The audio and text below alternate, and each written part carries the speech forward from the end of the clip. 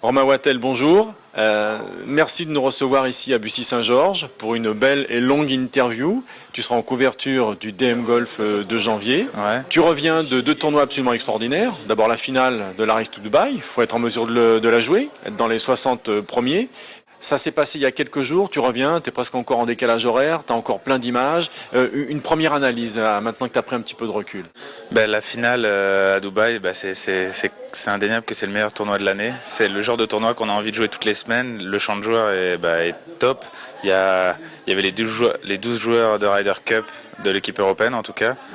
J'avais je sais pas combien de joueurs qui sont dans le top 50 mondial. Donc c'est vraiment déjà...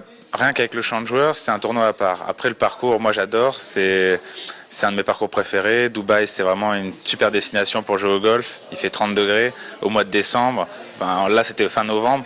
Donc bon, tout fait que le tournoi en fait est unique et pour que ça soit une finale et pour que ça soit surtout le meilleur tournoi de l'année en fait, tout est réuni. Ça s'est très bien passé, hormis le dernier tour. Le dernier tour, c'était un peu bizarre. J'ai pas très bien puté et puis. Je sais pas, c'est le genre de journée un peu sans. Donc après c'est vrai que j'ai encore des petits regrets parce que je sentais que j'aurais pu mieux faire sans être vraiment à mon top parce que je sentais vraiment que ça pouvait être mieux. Mais bon, 21e, c'est quand même honorable, on va dire. Avec du recul, je me suis vraiment rendu compte que c'est le genre de tournoi qu'il faut préparer longtemps à l'avance et arriver vraiment très frais, et arriver avec peu de tournois dans les jambes et peu de tours dans les jambes parce que sinon ça devient très compliqué quoi. Et c'est ce qui m'a fait défaut en tout cas, et c'est ce qui a pêché. C'est vraiment j'ai senti une perte de lucidité après le deuxième. Déjà rien que le premier tour, je dois faire -5, enfin je fais -5 et je dois faire 3 ou 4 points de moins quoi.